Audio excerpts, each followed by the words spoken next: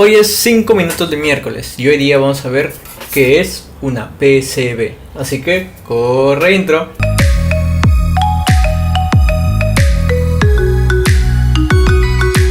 Y como es costumbre vamos a colocar acá el contador de 5 minutos, que esperemos que esta vez sí sea un minuto de 5 minutos. Así que vamos. Y lo primero que vamos a definir es qué es una PCB, y en inglés sería Printed Circuit Board, o sea, una tarjeta de circuito impreso. Más que todo, digamos, es el hardware o es el cuerpo de todos los componentes electrónicos, llámese una Raspberry, llámese un Arduino, llámese un celular. Y para eso primero vamos a ver cuántas capas tiene una PCB. Lo normal es que tenga de 2 capas más o menos, y en otros circuitos más complejos pues ya tienen más de 4, 8, 16, 32, 64, etcétera, etcétera, etcétera. Estas serían las multicapas. Las capas vienen a ser láminas de cobre. Por ejemplo, acá tendría de una capa y acá sería otra capa. Esto podríamos decir que es de doble capa de cobre. Existen diferentes tipos, las que son más de 2 son multicapa normalmente. En celulares, por ejemplo, se nota muchísimo más que tenemos ahí 16, 32, 64 capas de cobre. Podríamos decir que este es un tipo de PCB, es algo de baquelita, un laminado, simplemente ya para colocar el prototipo, ¿no? Es muy mala, la verdad, si es que quieren colocar hacer circuitos de señales, de ondas.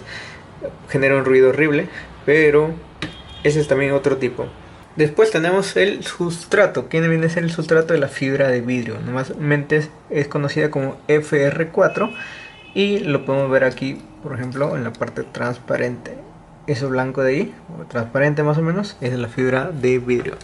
Y se puede ver en varias PCB. ¿Y cuáles son las partes de la PCB? Existen las pistas, los huecos, las vías, las huellas, las thin solder y el screen. ¿Pero qué es todo eso? Lo vamos a explicar ahora. Estas líneas de acá, lo normal, estas vienen líneas, por ejemplo, que unan cada componente, vienen a ser las famosas pistas, ¿no? Y nuestro plaquita en este caso tiene muchas pistas, por ejemplo, que unen diferentes componentes. Después tenemos los famosos huecos o hole. En este caso, esta parte de acá es cómo se puede ingresar el componente. Por ejemplo, en la parte de acá podríamos decir que encaja el componente y cómo pasa hacia el otro lado a través de estos holes o huecos.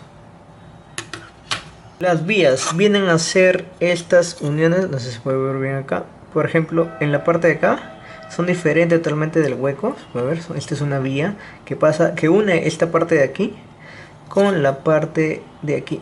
Vendría a ser como una unión entre cada capa, ¿no? Existen diferentes tipos de vías. Por ejemplo, de aquí, digamos que es una vía normal de extremo a extremo, porque pasa a través va de la principal, la primera que digo, hasta la última. Después, por ejemplo, tenemos una vía enterrada, que vendría, por ejemplo, decir que tenemos una vía desde la segunda capa. O sea, vamos a decir así que esta es la primera, segunda, tercera y la de acá es la cuarta. Entonces tendríamos una vía que une la tercera capa con la segunda. Esa sería una vía enterrada. Hay otra llamada ciega, que sería que pasa el punto o la capa 1 hasta más o menos la capa 2 o 3, ¿no? O sea, no llega a salir hasta el otro extremo. Esa sería una vía ciega. Lo que sigue aquí son las huellas, ¿no? O footprints en este caso. Las huellas o footprints son en este caso la muestra en 2D de cada componente. Por ejemplo, acá podríamos saber que va un condensador, aquí que va un microcontrolador y que esta es la patita número 1. Entonces son las huellas, ¿no? O sea, dónde se va a colocar el componente. El anti-solder o solder matte es la pintura que va encima de nuestra placa. O sea, por ejemplo, en este de acá su pintura es blanca, o este de acá la pintura que tiene es de color negro, o este de acá es de color verde, ¿no? Son diferentes tipos de pintura que vemos en las PCB. O sea, lo normal es que quedaría así, pero le da un toque mejor colocarle todo este color verde. Además de eso, que te ayuda a poder soldar los componentes. Es el seal o screen, también llamado, es, por ejemplo, en este caso el logotipo o las letras que nosotros colocamos. Simplemente, por ejemplo, acá le he puesto placa P184550 y eso de ahí se llamaría el screen, ¿no? Que vendría a ser ya el texto que le estoy colocando aparte. Hay también diferentes tipos de PCB. Por ejemplo, esta es la rígida, ¿no? La que no se va a doblar por nada del mundo. Así como hemos visto la PCB rígida, también existe la PCB flexible. En este caso, si tú abres tu laptop, en la parte donde está el monitor que une al teclado, o en este caso la tarjeta madre, vas a ver que hay una PCB, una PCB flexible idéntica o parecida a esta de acá. Hazlo ahorita. No, mentira, es broma, no lo hagas. Luego digas que es por mi culpa que me lograste tu lacto. También existe la PCB de aluminio. Estas PCB son construidas para que resistan a niveles bastante extremos, digamos, a mucha altura, o no sé, a un calor insoportable, etcétera.